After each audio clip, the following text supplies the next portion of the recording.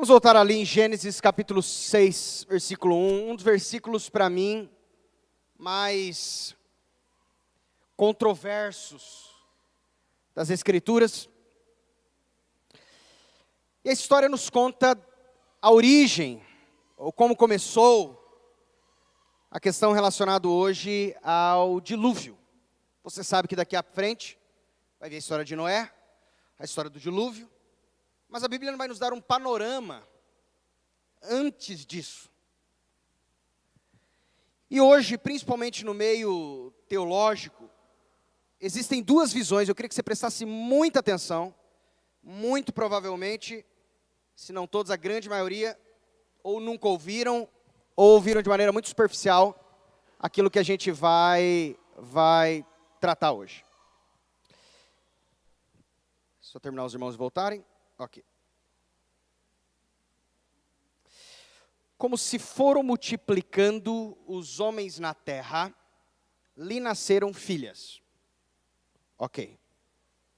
Vendo os filhos de Deus, que as filhas dos homens eram formosas, eram bonitas, tomaram para si mulheres, as que entre todas mais lhe agradaram. Vamos parar um pouco aqui. Existem duas linhas aqui. Existem dois grupos aqui em primeiro momento que nós visualizamos aqui. O primeiro grupo é esse grupo, versículo 2 aqui, que diz filhos de Deus. E nós temos um segundo grupo, que a Bíblia chama de filhos dos homens. A primeira pergunta que eu faço a você, e é importante nós entendermos isso para entendermos exatamente esse panorama que originou o cenário do dilúvio. E só faço um parênteses aqui para você. Por que é importante entendermos o panorama que nos mostra o cenário do dilúvio? Exatamente porque Jesus diz que no dia da sua volta, o mundo estará em dois cenários semelhantes. Jesus disse assim: assim como foi nos dias de Noé, assim será a vinda do Filho do Homem.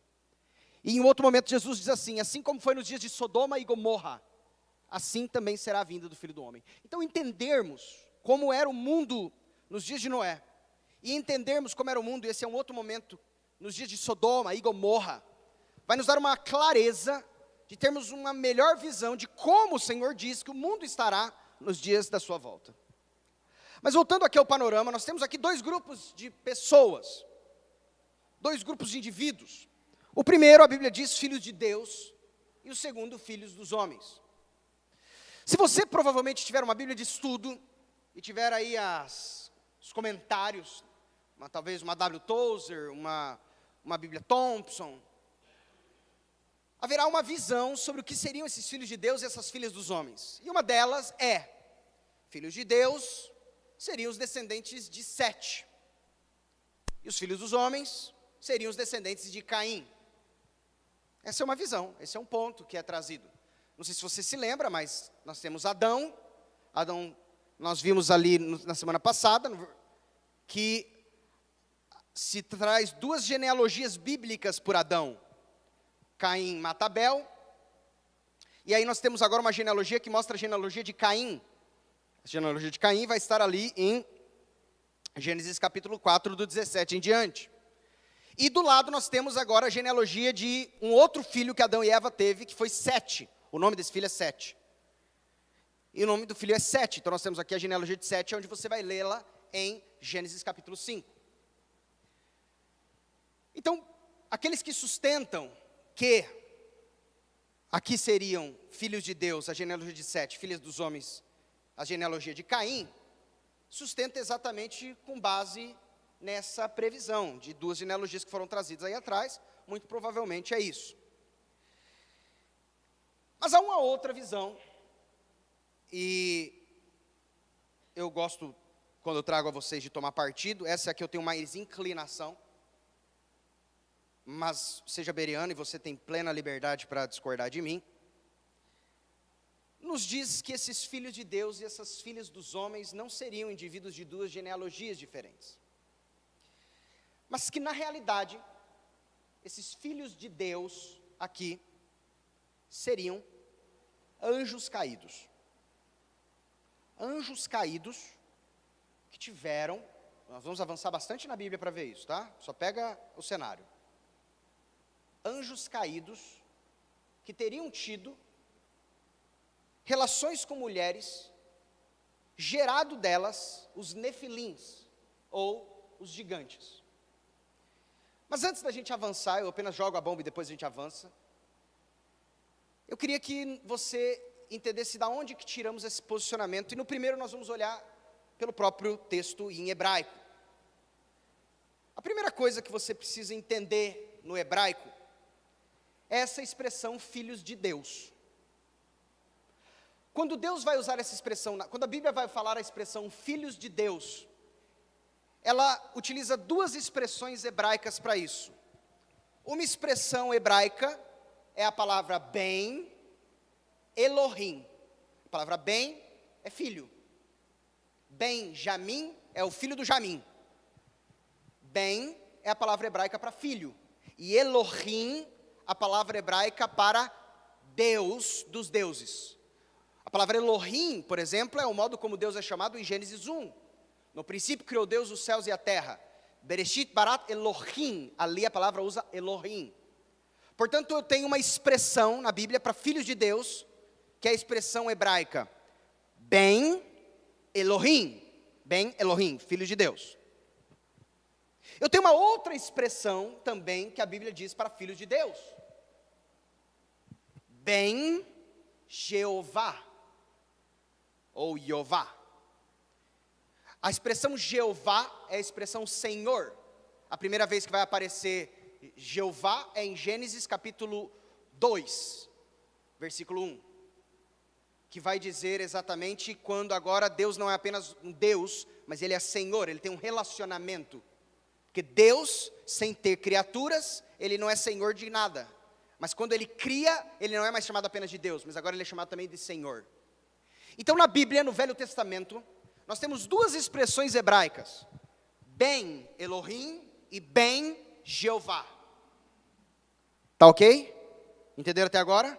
Pega isso. Duas expressões para filhos de Deus. No português vai ser a mesma coisa, tá? Ben Elohim, se eu traduzir para o português, filho de Deus. Ben Jeová, se eu traduzir para o português, filhos de Deus. Queria que você caminhasse isso aqui.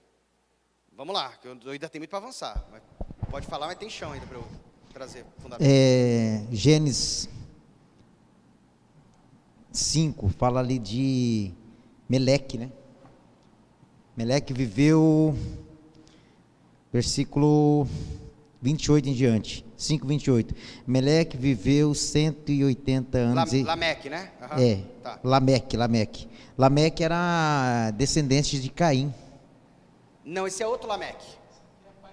Esse é o pai de Noé. Você tem ali, se você olhar ali, no versículo 4:19. 4:19 tem Lameque tomou para si duas esposas. Na genealogia de Caim, tem Lameque. Assim como na genealogia de Caim tem um cara chamado Enoque também. Mas não é o mesmo Enoque da genealogia de Sete. Esse aqui não é de Caim? Não, Caim vai marido ser ali... de Ada? Hã?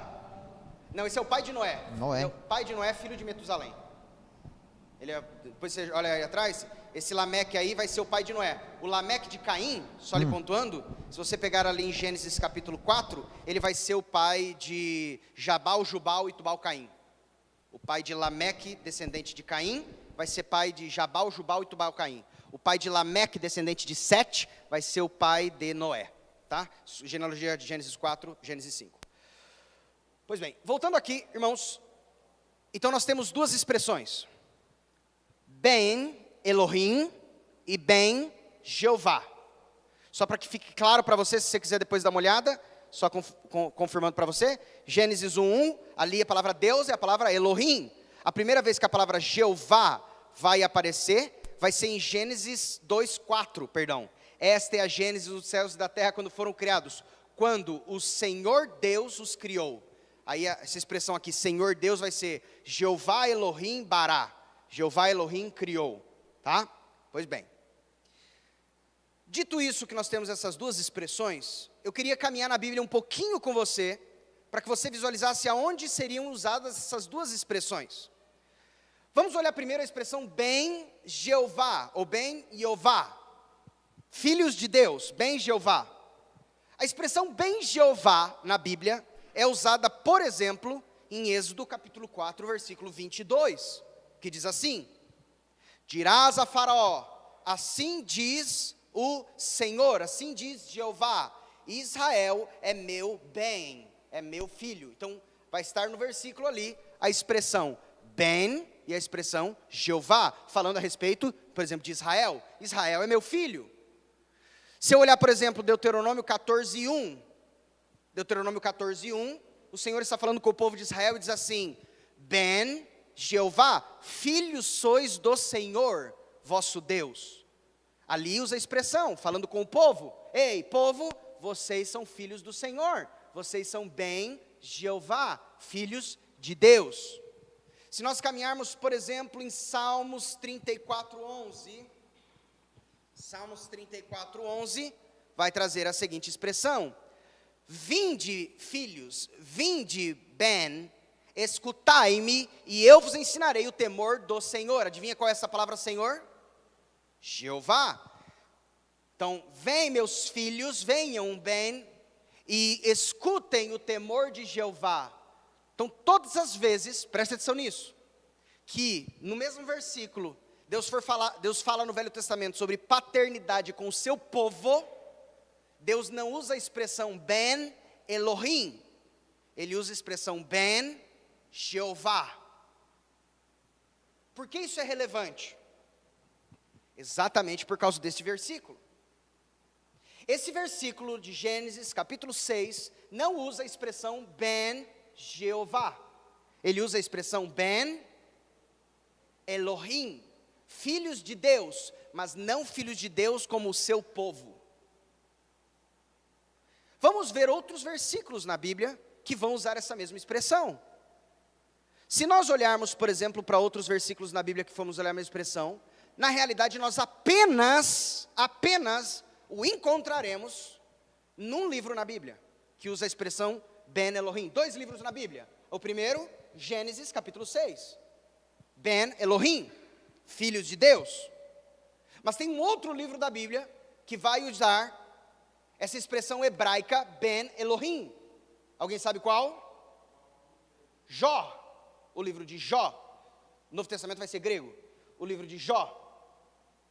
Jó, nós temos 3 lugares em Jó onde usará a expressão Ben Elohim. O primeiro lugar que no livro de Jó vai apresentar a expressão Ben Elohim é no livro de Jó, no capítulo 1, no versículo 6. Olha o que diz: num dia em que os filhos de Deus, Ben Elohim, vieram apresentar-se perante o Senhor, veio também Satanás entre eles. E aqui, quando você continua a leitura, você vai ver que então há um diálogo entre Deus e Satanás sobre a vida de Jó. Agora, olha que interessante. Aqui, aparentemente, nós começamos a ter uma melhor visão e falamos: opa, esses Ben Elohims não podem ser homens, tendo em vista que não tem sentido quando os homens do povo de Deus vieram apresentar-se diante de Deus, ali Satanás veio no meio deles, e aí Satanás foi conversar com Deus. Estranho. Jó capítulo 2, versículo 1, usa novamente a expressão Ben Elohim. Num dia em que os filhos de Deus vieram apresentar-se perante o Senhor, veio também Satanás entre eles, apresentar-se perante o Senhor. E um terceiro lugar na Bíblia, apenas 4 vezes, as Escrituras vão usar a expressão Ben Elohim. Todas as vezes que vai falar de Deus e filhos de Deus no Velho Testamento, usa a expressão Ben Jeová. Mas agora, só 4 vezes vai expressar a expressão Ben Elohim, como criaturas, como filhos, no sentido de serem criados por Deus. E a última colocação vai ser em Jó capítulo 38, versículo 6 em diante. Quando agora Deus está conversando com Jó, e Deus está falando para Jó: Jó, onde você estava quando o mundo foi criado? Jó, onde você estava quando as bases da terra foram colocadas? Coisas antes do homem ser criado, porque o homem foi criado em qual dia da criação? Sexto. Aliás, o homem foi a última coisa criada por Deus. Deus cria tudo, até os animais, e a última coisa que Deus criou foi o homem. Mas quando olhamos aqui em Jó, por exemplo, vamos pegar um pouquinho desde o versículo 4. Onde estavas tu, quando eu lançava os fundamentos da terra? Dize-mo, se tens entendimento. Quem lhe pôs as medidas, se é que o sabes? Ou quem estendeu sobre ela o cordel? Sobre quem estão fundadas as suas bases? Ou quem lhe assentou a pedra angular? Ou seja, ele está falando sobre o fundamento da terra. Ele está dizendo, quando eu estava criando a terra, onde você estava, Jó? Olha só o versículo 7. Onde você estava quando as estrelas da alva, juntas, alegremente cantavam e rejubilavam todos os filhos de Deus? Adivinha qual é a expressão aqui? Ben Elohim. Eu pergunto, nesse momento o homem já havia sido criado, sim ou não? Não, até porque se você for conversar, continuar a leitura, quem encerrou o mar, versículo 8, com as portas quando enroupeu da madre, quando ele pôs as nuvens por vestidura, e a escuridão por fraldas, quando eu lhe tracei limites, lhe pus ferrolhos e portas. Ou seja, ele está falando sobre a criação ainda sendo instituída, o segundo dia, o terceiro dia, o quarto dia da criação. E ele disse, quando eu estava lá realizando a criação, e os Ben Elohim estavam comigo louvando. Quer falar aqui? Pera, não, pera, passa o microfone. É que senão não ouve, entendeu? Não tem problema, qualquer um só levantar a mão, eu passo o microfone e pode falar. Não, só lembrar aqui que o versículo 7 diz assim, quando as estrelas da alva, essa palavra estrelas da alva são anjos. Até o próprio Senhor, Satanás vai ser chamado de estrela da alva, quando em Isaías vai dizer, como caíste do céu, ó estrela da alva. Vocês lembram disso? Como tudo que debilitava as nações, e tu dizias no teu coração, subirei até as mais altas estrelas, e acima das mais altas estrelas colocarei o meu trono. Isso indicando a respeito de Satanás, também denominado de estrela da alva. Ou seja, nós temos as expressões bíblicas Ben Elohim e Ben Jeová. Ben Jeová vai ser a expressão que Deus fala no Velho Testamento de filhos, no sentido de seu povo. Ben Elohim é no sentido de filhos, no sentido de aqueles que foram criados por Ele, aqueles que foram feitos por Ele. Apenas 4 vezes a Bíblia vai usar a expressão Ben Elohim.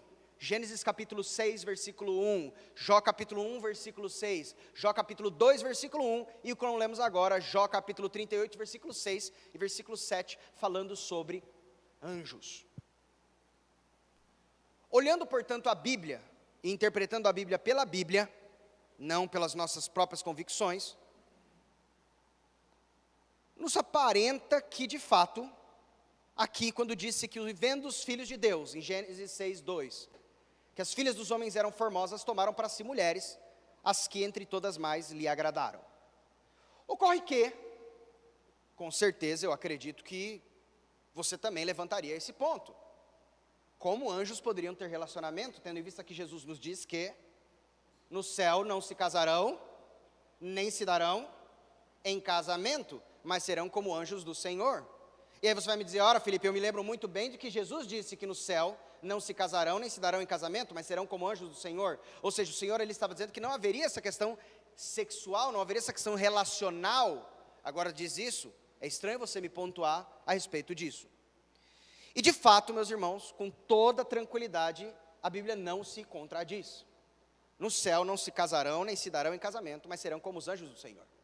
E mais do que isso, os anjos em seu estado natural, em seu estado regular, em seu estado normal, eles de fato também são indivíduos que não se relacionam. Mas eu queria lembrar você, num segundo ponto aqui, de que seres celestiais, como anjos, e até mesmo demônios, quando eu falo questão de anjos, no sentido até anjos caídos, a própria palavra por várias vezes nos passa o microfone. Pedro, eu vou pedir que você fique aqui, e que aí depois você vê se alguém levantar a mão, que aí você me ajuda, tá bom? Só vou lembrar. Eu queria que vocês rememorassem que as próprias Escrituras nos falam, não apenas de uma, mas de outras vezes, como Satanás e anjos de Deus se apresentaram em algumas formas distintas das formas de anjos. Por exemplo, eu vou ler rapidamente aqui para você, eu queria que você me acompanhasse. Deixa eu pegar aqui algum versículo para você, que tem todo sentido. Gênesis, por exemplo, capítulo 18, versículo 1 ao versículo 8, vai nos contar uma história de Abraão. Diz aqui: apareceu o Senhor a Abraão nos carvalhais de Mamré, quando ele estava sentado à entrada da tenda, no maior calor do dia. Olha só, então, nós sabemos que o Senhor vai se apresentar para Abraão. Uau! Será que é um fogo? Será que é uma chama? Será que o Senhor vai se apresentar glorioso? Levantou ele os olhos e olhou, e eis 3 homens, de pé, em frente dele. Uau! Olha só como diz o versículo 1, apareceu o Senhor a Abraão. Muito bem, como foi essa história? Vou lhe contar. Então, Abraão estava lá e apareceu 3 homens. Vendo-os, correu da porta da tenda ao seu encontro, prostrou-se em terra e disse: Senhor meu, se acho mercê em tua presença, rogo-te que não passes do teu servo. Traga-se um pouco de água, lavai os pés, repousai debaixo dessa árvore. Trarei um bocado de pão, refazei as vossas forças, visto que chegasse até vosso servo, depois seguireis avante. Abraão nem sabia que era Deus. Isso se chama cristofania, é uma manifestação de Deus de forma humana no Velho Testamento. Não vou falar sobre isso com você hoje. Mas olha só que interessante, aqui 3 homens aparecem e Abraão nem sabe que está falando sobre questões celestiais. Abraão simplesmente diz: vem cá, quer comer uma coisa? Uma hospitalidade muito grande. Abraão sempre foi um homem muito hospitaleiro, a gente vê isso, até Ló aprende disso, quando vê os anjos, nem sabia que eram anjos, e diz: pode dormir na minha casa? E ele fala: vou dar coisa para vocês comerem, e depois vocês seguem em viagem. Apressou-se, pois, versículo 6, apressou-se, pois, Abraão para a tenda de Sara, ele disse: amassa depressa 3 medidas de flor de farinha e faze pão assado ao borralho. Abraão, por sua vez, correu ao gado, tomou um novilho tenro e bom, deu ao criado, que se apressou em prepará-lo. Fazendo um banquete para esses convidados aí. Tomou também coalhada, leite, novilho, que mandara preparar, pôs tudo diante deles e permaneceu de pé, junto a eles, debaixo da árvore, e eles comeram. Uau! Eu vou avançar um pouco mais. E aí, a Bíblia diz assim, versículo 16: tendo-se levantado dali aqueles homens, terminaram de comer, olharam para Sodoma, e Abraão ia com eles para os encaminhar. Para onde vocês estão indo? A gente está indo para Sodoma. Então tá bom, o caminho é esse aqui, vamos por aqui. De repente, olha o que acontece. Disse o Senhor: ocultarei a Abraão o que estou para fazer, visto que Abraão certamente virá a ser uma grande e poderosa nação, e nele serão benditas todas as nações da terra. Olha agora o versículo 22 comigo. Então partiram dali aqueles homens, e foram para Sodoma. Eram quantos homens? 3, não eram? Você lembra quantos chegam em Sodoma? 2, capítulo 19, versículo 1. Capítulo 19, versículo 1. Ao anoitecer, vieram os 2 anjos. Entendemos que então eram 3, 2 eram anjos. Esses que acabaram de sair com Abraão, foram caminhando em direção a Sodoma. Quando eles chegaram em Sodoma, agora nos diz versículo 19. Versículo 1 do capítulo 19. Ao anoitecer, vieram os 2 anjos a Sodoma, a cuja entrada estava Ló sentado. Este, quando os viu, levantou-se e, indo ao seu encontro, prostrou-se rosto em terra e disse-lhe: eis agora, meus senhores, vinde para a casa de vosso servo, pernoitai nela e lavai os pés. Levantai-vos-ei de madrugada e seguireis vosso caminho. Nem o Ló sabia que eles eram anjos. Também falou: eu sou muito hospitaleiro, você entra aqui dentro de casa, e aí vocês vão. Aliás, eram 3, 2 vão para Sodoma, o 1 é o Senhor que fica, e depois você lê ali no capítulo anterior, ele conversando com Abraão, e Abraão rogando com ele, dizendo: se houverem tantos justos na cidade, o Senhor poderia não destruí-la? Se tiverem 15 justos, não destruirei. E se tiverem 10 justos na cidade, o Senhor pode não destruí-la? Se tiverem 10 justos, não destruirei. E assim vem o diálogo. Preste atenção então nesse primeiro ponto. Aqui, de fato, anjos, irmãos, não sentem fome. Anjos, de fato, meus irmãos, não precisam dormir. Anjos não têm as realidades humanas. Mas a Bíblia nos mostra que anjos podem manifestar-se em forma e em figura humana, como o próprio Senhor. É lógico que o Senhor não tem fome, o Senhor não tem sede. Mas aqui o Senhor, então, manifesta-se. Você quer falar? Que aí eu vou avançando. Se quiser, fica à vontade. Deixa eu falar então. Aquela questão, esse é Claro, vai lá. o meu entendimento e o que eu aceito, tá? Não significa que precisa aceitar. Sobre os filhos de Deus e os filhos dos homens. Os filhos da geração lá, que os anjos, tal, os gigantes, etc. Eu penso assim como nós temos no nosso meio pessoas de caráter muito bom, maravilhoso, mesmo assim elas estão com o corpo caído, corpo que veio, né, do pecado, mas tem um caráter bom. Tem aquelas que é terrível. Lá em Adão caiu, mas ele ainda ficou muito na essência de Deus. Ficou muito na essência de Deus. E Abel foi aquele que trouxe mais a essência de Adão.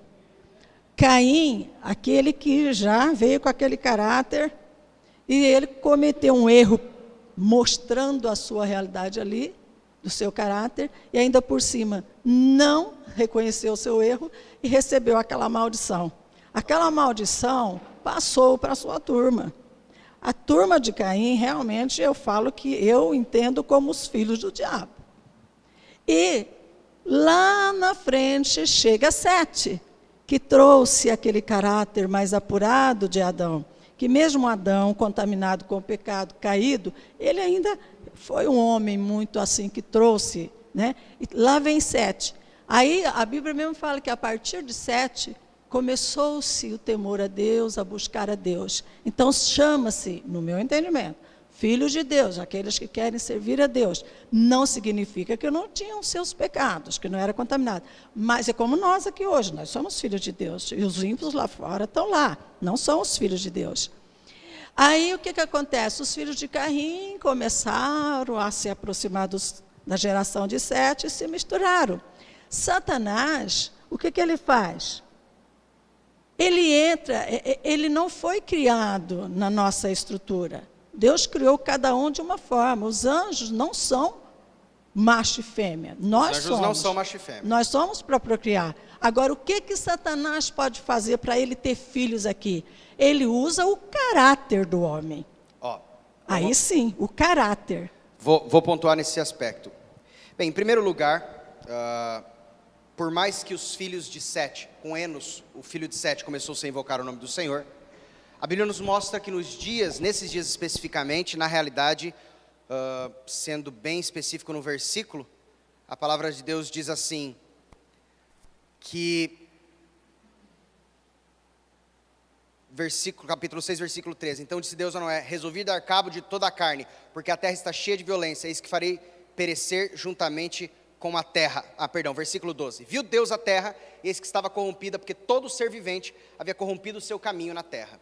Nos dias de Noé não havia mais essa distinção entre um bom caráter como geração de Sete ou mau caráter, tanto que apenas Noé, e não havia apenas Noé de vida, ele gerava filhos e filhas, não havia apenas Noé de uma geração, havia a sua geração lateral daquela geração que adveio de Sete.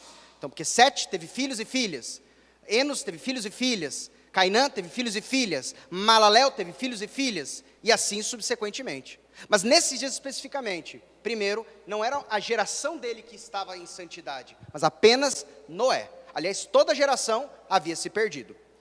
Mas o ponto aqui, e eu entendo esse aspecto, e vou trazer algumas outras questões também agora, é então a primeira coisa, e o primeiro ponto que eu levantei a vocês, a distinção entre como a Bíblia chama, filhos de Deus, aqueles que são descendentes de si, e filhos de Deus como criaturas, anjos, são usados 4 vezes essa expressão na Bíblia. O segundo ponto, são o ponto de que, de fato, anjos não têm sexo, anjos não têm órgão reprodutor, de fato. Mas eu queria lembrar apenas 2 coisas. A primeira, a Bíblia nos mostra, e eu posso apenas citar para que nosso tempo não se avance mais, Por exemplo, aqui para vocês, eu anotei alguns versículos especificamente. Eu tenho Hebreus 13:2, por exemplo, onde a Bíblia vai dizer que nós temos que ser hospitaleiros, porque muitas vezes podemos receber anjos sem saber que estamos recebendo anjos em casa. Olha só que interessante. Ele diz isso, até acredito que lembrando de Abraão: não negligenciais a hospitalidade, pois alguns praticando-a sem saber acolheram anjos. Olha só, portanto aqui nós estamos falando de alguém que não parecia anjos. Quando a própria, em João capítulo 20, versículo 11 a 14, ali Maria Madalena chega ao túmulo de Jesus. A Bíblia diz que Maria, entretanto, permanecia junto à entrada do túmulo chorando. Enquanto chorava, abaixou-se e, olhando para dentro do túmulo, viu 2 anjos vestidos de branco, sentados onde o corpo de Jesus fora posto. Então eles lhe perguntaram: mulher, por que choras? Ela lhe respondeu: porque levaram meu Senhor e não sei onde puseram. Interessante, naquele momento ela nem tem essa percepção de anjos, ela não entende como um ato glorioso, mas sim como indivíduos. Quando, aliás, os discípulos foram aos céus, Jesus foi aos céus, a Bíblia diz que 2 discípulos apareceram junto deles e lhe disseram que assim como viria, ele haveria de ir. Assim como ele foi, ele haveria de vir. Vamos avançar um pouquinho, paulatinamente. Terceiro ponto que eu quero deixar claro aos irmãos. E aí eu preciso ingressar num outro ponto apenas para que nós tenhamos um pouquinho mais de clareza. Judas, o Judas da Bíblia, ele é um cara que muito aparentemente lia, esse irmão de Jesus, o Judas na Bíblia aqui, não é o Judas que traiu Jesus, mas o Judas que escreveu o livro de Judas era um dos irmãos do nosso Senhor, um dos filhos de Maria. Ele muito provavelmente lia, irmãos, alguns livros que não, sabe aqueles livros que eu comecei a falar no começo com vocês, que a Bíblia citou? Muito provavelmente ele lia um desses livros que não estão na Bíblia. Quer ver? Se você for comigo, por exemplo, em Judas, capítulo 1, quer dizer, só tem um capítulo, né? É o único capítulo. Judas, capítulo 1, versículo 9, por exemplo. Judas 1:9.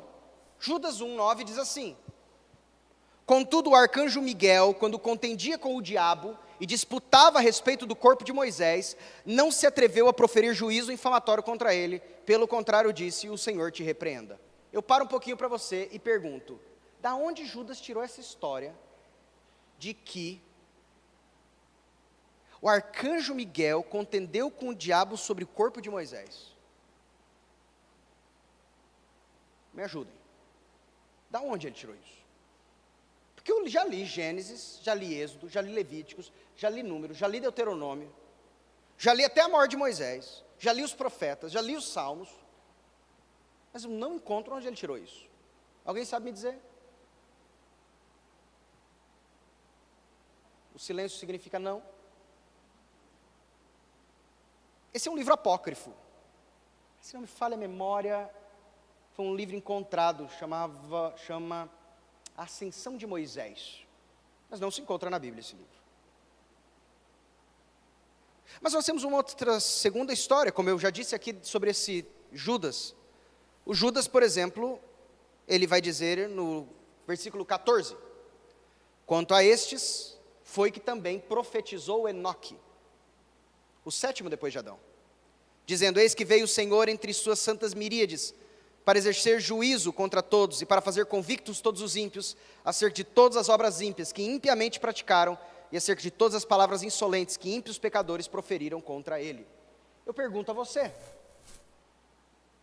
da onde Judas tirou essa profecia? Que, pelo que se percebe, pelo menos essa parte da profecia é inspirada, porque está na Bíblia, não é mesmo?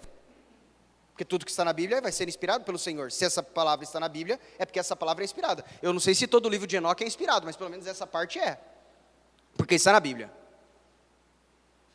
Da onde Judas tirou isso? Me ajudem, leitores da Bíblia. Alguém?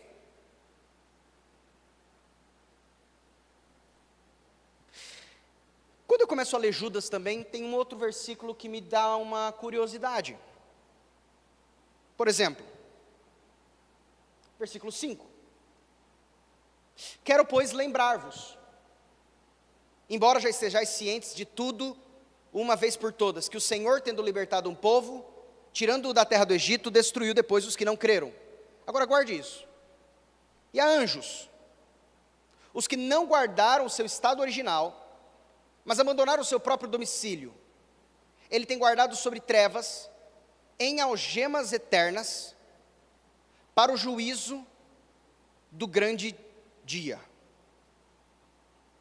Mas me é curioso, porque eu vejo, aqui ele diz que existem anjos guardados sobre trevas, em algemas eternas, para o juízo do grande dia. Mas ao mesmo tempo, pelo que eu saiba, os demônios não estão presos, ou estão? Eles se manifestam nas pessoas, aliás, a Bíblia diz que o diabo, vosso adversário, anda ao derredor, bramando como leão, buscando a quem possa tragar. Então eu olho esse texto e digo, Judas, eu preciso entender um pouco melhor isso. Como assim? Você tem anjos que vão guardar o seu estado original, anjos que não guardaram o seu estado original, mas abandonaram o seu próprio domicílio. Ora, o domicílio dos anjos é o céu. Ele tem guardado sob trevas, em algemas eternas, para o juízo do grande dia. Judas, eu não estou entendendo o que você está falando, cara. Porque a Bíblia diz que nos dias de Jesus, Jesus chegou na cidade onde estavam, a cidade dos Gadarenos, chegaram ali dois demônios, para Jesus, dois endemoniados, perdão, uma legião de demônios ali, e até eles pedem para Jesus não lançar eles no abismo. Vocês lembram disso? Não lancem nós no abismo. Deixa a gente para aqueles porcos ali. Mas aqui Judas diz que existem anjos que abandonaram o seu estado original, não guardaram o seu estado original, mas abandonaram o seu próprio domicílio, qual estão guardados sobre trevas em algemas eternas para o juízo do grande dia. A minha pergunta para vocês: aonde foi que Judas tirou esse assunto? Está com o microfone aí? Leva lá para o microfone.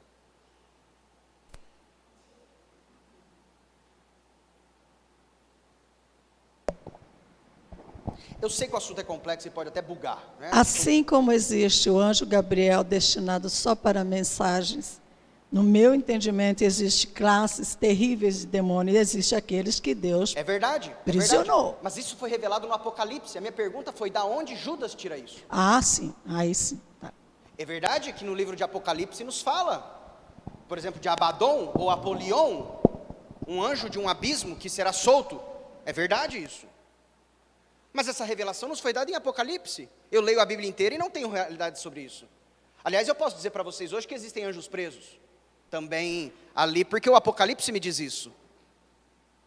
Eu posso dizer hoje para você, de maneira muito clara, sobre estratégias de Satanás, porque eu consigo enxergar elas no Apocalipse, eu consigo enxergar elas, nós falamos sobre muitas coisas de Gênesis, e nós entendemos o Gênesis porque lemos muitas coisas no Apocalipse. Mas e antes do Apocalipse? E quando não tinha ele? Eu pergunto aqui em Judas, logo nos primeiros dias, depois do Senhor, quando as epístolas não estavam escritas, quando as palavras não estavam, olhando simplesmente os livros que já tinham, de onde foi que ele tirou informações como essa aqui? Se o Apocalipse tivesse sido escrito, ele poderia dizer, lá como disse João, né, realmente existem anjos guardados, mas quando ele olha em Gênesis, Levítico, Número, Deuteronômio, essa informação não consta em lugar nenhum ali nas Escrituras. Irmãos, considerando que o próprio Judas cita um livro chamado, ou uma profecia de um homem chamado Enoque, esse livro de Enoque é um dos livros que também foram encontrados dentro dos manuscritos. E é curioso que eu fui dar uma olhada nesse livro, e eu volto a dizer, não creio que nada fora das Escrituras pode ser usado como palavra de Deus, tá bem? A palavra de Deus ela é suficiente. Nós olhamos como, por exemplo, quando eu trago para vocês informações geográficas, elas não são inspiradas. Mas aqui nós vemos que esse homem, Judas, ele tinha uma base em sua leitura. e a base de sua leitura eram as profecias de Enoque. Sim ou não? Judas tinha ou não tinha como base na sua leitura as profecias de Enoque? Está escrito aqui que ele até cita o profeta Enoque. Dentro da sua leitura, Judas tinha ou não tinha como base as profecias de Enoque? Tinha. Pode ser que as profecias de Enoque se perderam, mas ele tinha. A minha pergunta a você é, dentro desses manuscritos do Mar Morto, fui então ver algumas coisas que falavam nessa profecia de Enoque. E, curiosamente, além desses outros fundamentos que eu trouxe a vocês, sobre nome de filhos de Deus, etc. tal, há dois trechos curiosos, dentro desse livro apócrifo encontrado, chamado Livro de Enoque. Um deles cita essa profecia aqui que Judas cita. Mas um outro diz assim, eu peço licença para você, para que eu leia apenas para uma questão de um elemento de fora para contextualizar. E todos que estavam juntos com eles tomaram esposas para eles, e cada um escolheu uma, e começando a coabitar com elas, e a se perverter com elas, e ensinaram a elas encantamentos e feitiços, corte de raízes, e ensinaram a elas sobre as plantas. Elas engravidaram e conceberam gigantes, cuja altura era de tantos côvados de altura, que consumia todas as produções dos homens. E quando os homens não conseguiam mais sustentá-los, os gigantes voltaram contra eles, e começaram a devorar também a humanidade. Começaram a pecar contra as aves, os animais, os répteis, os peixes, a devorar a carne uns dos outros, a beber o sangue. Então a terra apresentou uma acusação contra o iníquo. Esse é um trecho de esse livro encontrado dentro dos manuscritos do Mar Morto, chamado Livro de Enoque. E quando eu olho esse livro, eu começo então a entender algumas outras profecias bíblicas, como por exemplo a profecia de 2 Pedro, capítulo 2, versículo 4 e 5, que diz assim: Ora, se Deus não poupou anjos quando pecaram, antes, precipitando-os no inferno, os entregou a abismos de trevas, reservando-os para juízo. Para um pouquinho aqui. Sobre qual contexto Pedro está falando? Continua.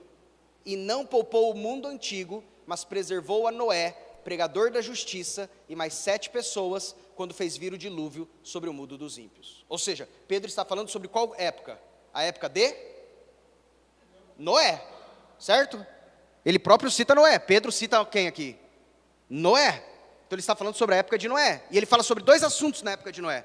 Ele diz, número 1, Deus não poupou anjos quando pecaram, antes precipitando-os no inferno, os entregou ao abismo de trevas, reservando-os para juízo. E não poupou o mundo antigo, mas preservou Noé, pregador da justiça, e mais 7 pessoas, quando fez vir o dilúvio sobre o mundo dos ímpios. Se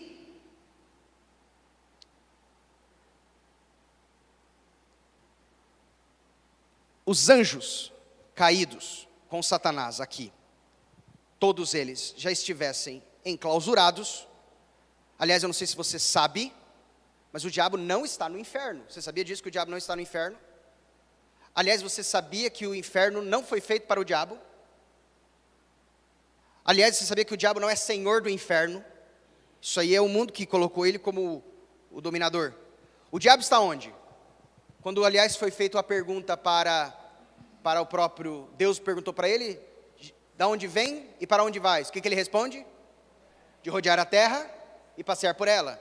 Ou o apóstolo nos diz que o diabo, vosso adversário, anda ao vosso derredor, bramando como leão, buscando a quem possa tragar. Então, ali está o diabo.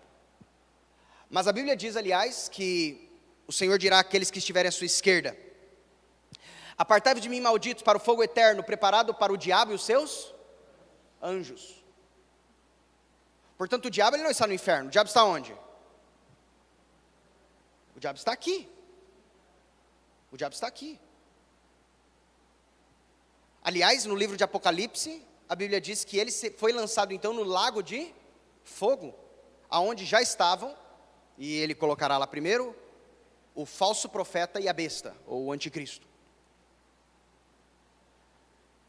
Portanto, a Bíblia nos mostra que se existem alguém que estão colocados, eu não vou falar sobre isso com você hoje, tá bom? Mas existe uma diferença entre inferno e lago de fogo, e entre paraíso e novos céus e nova terra. Tá bom? Inferno é uma coisa, lago de fogo é outra. O livro de Apocalipse disse que o inferno foi lançado no lago de fogo. Inferno e lago de fogo. Paraíso e novos céus e nova terra. São coisas distintas. Agora a Bíblia vai dizer que existem anjos presos no inferno. Mas não é Satanás. E nem são os demônios dele aqui agora, que estão ao nosso redor. Como se foram multiplicando os homens na terra, e lhe nasceram filhas. Vendo os filhos de Deus que as filhas dos homens eram formosas, tomaram para si mulheres as que entre todos mais lhe agradaram. Quando isso acontece, Deus agora diz: o meu espírito não agirá. Ou seja, o espírito aqui é a palavra pneuma, a palavra ruá, o meu fôlego. O meu fôlego não vai ficar mais no homem, porque o homem antes vivia quantos anos? 900, 800, 700, 900, 800, 900 anos. E o Senhor disse: o meu espírito não agirá mais para sempre com o homem, pois esse é carne. Os seus dias serão 120 anos. O Senhor agora estipula um limite na idade, o qual foi assim, ó. O homem não viveu daqui para frente imediatamente 120. Mas se você olhar na Bíblia, você vai ver que começou a reduzir, e estabeleceu em 120. Tanto que um homem que viveu 120 anos, sabe quem foi? Sabe qual é o homem na Bíblia famoso que viveu 120 anos? Moisés. E morreu com 120 anos. Ora, naquele tempo, havia gigantes na terra. E também depois, quando os filhos de Deus possuíram os filhos dos homens, as quais lhe deram filhos, esses foram valentes, varões de renome na antiguidade. Gigantes, nefilins. A Bíblia vai usar dois termos para gigantes. Antes do dilúvio nós temos os nefilins. E depois surgem os refaíns. Por exemplo, Golias era um refaim, era um tipo de gigante. Mas aqui nós vamos ter agora a geração dos nefilins. Mas nós não vamos continuar hoje. Por conta do nosso tempo, nós vamos avançar. E traga suas perguntas e vamos considerá-las mais. Se alguém puder já chamando as crianças. E enquanto isso, se me for possível, alguém tem alguma pergunta? O Ivo, muito bem. Leva o microfone para o Ivo, chama as crianças. Irmão, eu só trago isso porque é escola de fundamentos. Não estou te ouvindo, vê se está ligado. Oi. Tem que fazer pelo menos uma por final de semana, Continuo né? não te ouvindo, tenta tirar mais. Oi. Agora estou. Então, a dúvida que eu estou tendo aqui ainda é a questão do anjo caído, que você está afirmando aí. Porque em Gênesis 6, deixa eu voltar lá, ele está falando...